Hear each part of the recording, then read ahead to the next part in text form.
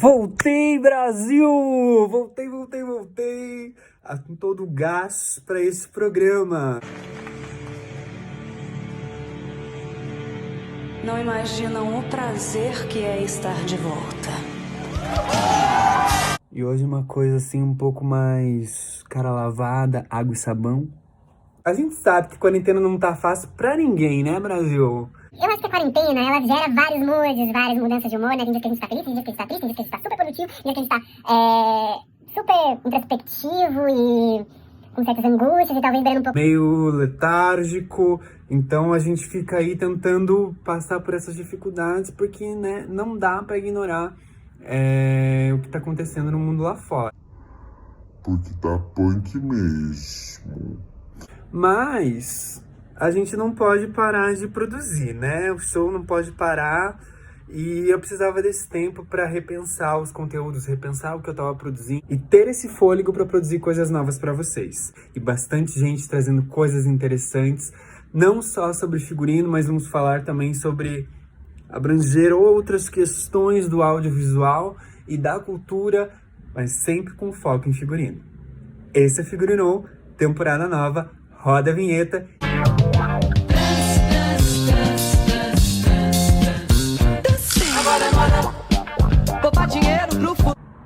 Eu acho que um dos maiores desafios dessa quarentena é a gente conseguir viver e estar no presente, né?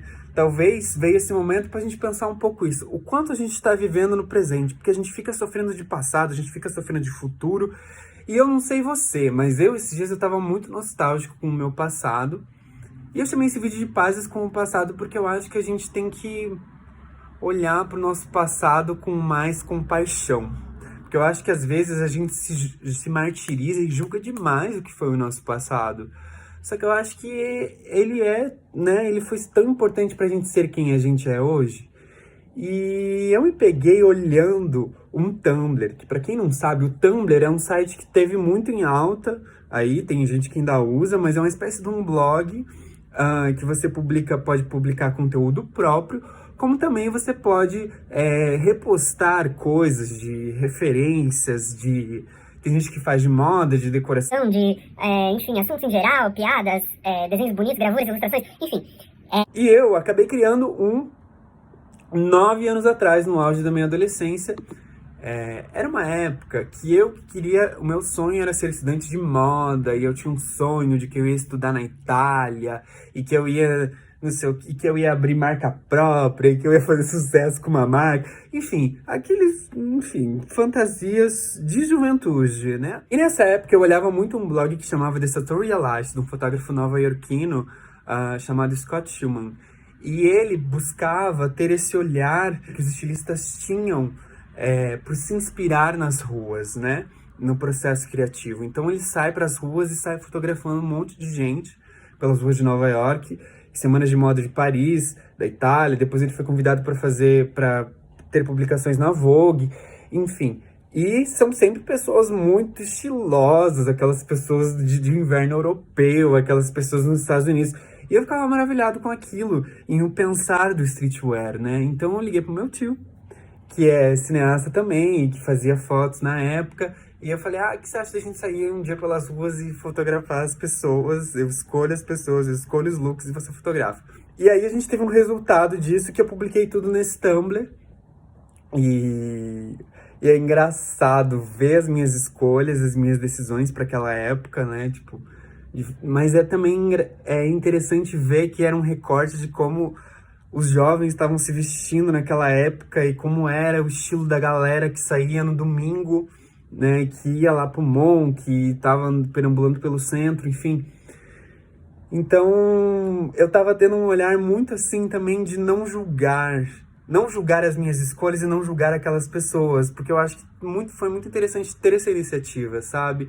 E eu acho que tudo é válido, sabe, enquanto crescimento. E eu acho que ainda mais, quem quer ser figurinista, você não pode ter um olhar de preconceito e de julgar o passado, de julgar como certa pessoa se veste. Então, eu acho que foi muito interessante reativar isso e olhar isso com um outro olhar, assim, né?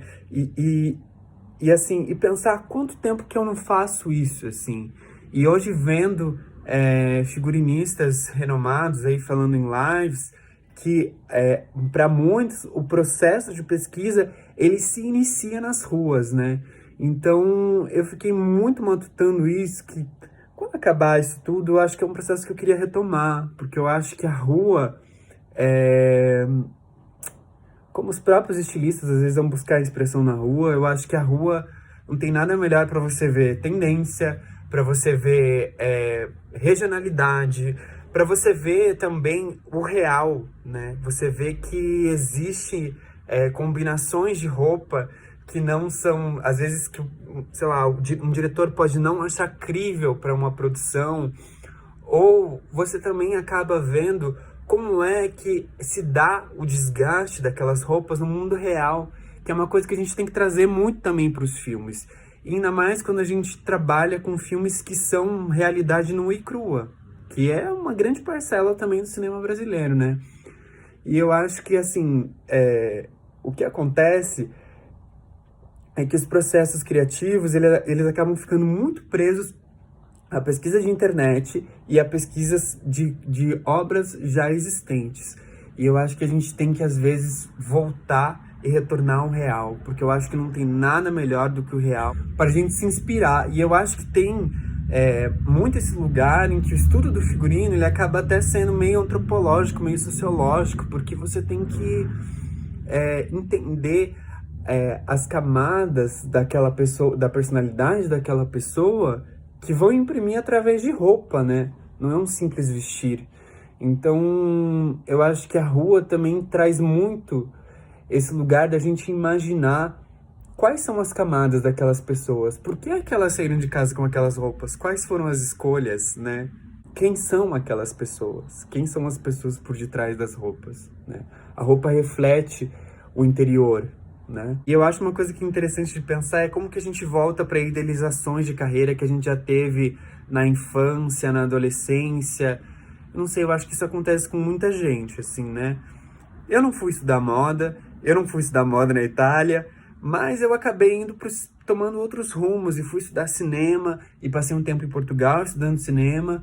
E eu acho que o cinema me deu uma base muito interessante para ter uma visualização de criação de personagem, de como funciona um set de filmagem e dentre essas N questões. E aí, em um determinado ponto, eu me encontro com o figurino e aí eu acho que eu realizo esse desejo do passado. Só que é um vestir de uma outra maneira, né? Que não o comercial, né? Não que o cinema, não que o audiovisual não acabe lançando tendências, você não tenha uma relação com a moda e não seja um pouco relacionado também, muitas vezes, a ser um objeto de desejo. Muitas vezes não é. Muitas vezes, como eu já estava falando, de retrato da realidade, eu acho que tem esse lugar, e tem esse lugar de você estar vestindo a serviço de uma personagem, a serviço da obra. Então, é um lugar que hoje, olhando, me interessa muito mais do que se hoje eu tentasse ser um jovem empreendedor da moda.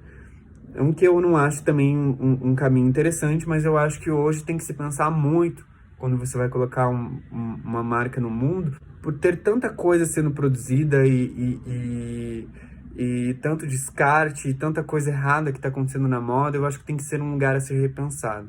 Uma coisa que eu acho engraçada é que quanto mais jovem a gente idealiza muito uma carreira, né? E eu acho que eu imaginava que o mundo da moda era um lugar mágico.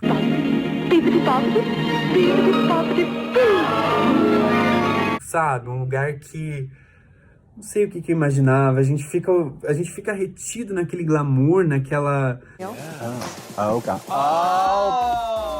Bay City Roller. Uma imagem pré-concebida, ou a gente fica olhando nos resultados. E quem vê os resultados não vê corre. E a mesma coisa acontece com o cinema. Eu acho que quando eu comecei a ter o desejo de estudar cinema, eu acho que eu glamourizava demais, né? Glamourizava demais, achava que tinha... E eu acho que pra muita gente de fora ainda tem esse olhar, assim, né? As pessoas ficam vendo o Oscar, ficam vendo o tapete de Cannes e acham que é uma vida de status, que é essa vida das pessoas que mamam na lei e tudo mais. Só que por trás de resultado, por trás de oferecer mundos mágicos, por trás de oferecer ficções, por trás de oferecer mesmo realidade, é muita transpiração. E é muito trabalho duro e não tem nenhum glamour. Então eu vou te falar, né? É muitas horas de trabalho, alguns estresses que surgem. Então, assim, é um trabalho como qualquer outro, mas eu acho que tem uma coisa interessante de estar produzindo conteúdo e de poder transitar por diferentes realidades, por ir de encontro com lugares e com pessoas que talvez outros trabalhos não pudessem te levar. Eu acho que uma coisa que aparece tanto em destaque não podia ser tão negligenciada na indústria brasileira. A coisa que eu acho importante destacar é que hoje eu tô sincerão e eu vou te dizer. Eu acho que por muitas vezes as pessoas dão muita opinião no figurino porque roupa todo mundo tem e todo mundo se veste, todo mundo se expressa através das roupas. E eu acho isso maravilhoso. Só que ao mesmo tempo, as pessoas não entendem que tem um estudo, as próprias pessoas da indústria não entendem que tem um estudo profundo, né? Claro, é um ofício que você aprende fazendo, mas você tem que ter um estudo antes, durante, depois. É um estudo como qualquer área que nunca acaba, sabe? Negligenciam de uma forma como se a roupa fosse uma coisa banal. E para nós, a roupa é um instrumento de trabalho tão importante quanto um traveling, quanto uma lente, quanto um pincel, quanto, sabe? É o nosso instrumento de trabalho. Não é só uma roupa. E se banaliza, eu acho, por roupa, uma coisa que todo mundo tem. Pronto, falei. E eu criei esse canal também, não só para que as pessoas da indústria, como as pessoas que têm interesse em saber mais, que têm curiosidade sobre o figurino audiovisual, deem mais valor para essa área nos filmes e vejam também os dissabores e as delícias que é fazer um figurino. Então, eu espero que vocês estejam bem na quarentena. Eu peço para vocês curtirem, comentarem, compartilharem aquela velha história. E contem para mim como é que tá sendo aí você repensar o passado? Como é que tá sendo você repensar a sua carreira? O que você pensa que vai ser depois disso, né? Eu acho que vamos viver um dia de cada vez, mas não custa a gente ter esperança de um futuro melhor. Um beijo e sexta-feira eu venho com uma entrevista muito especial para vocês. Até mais.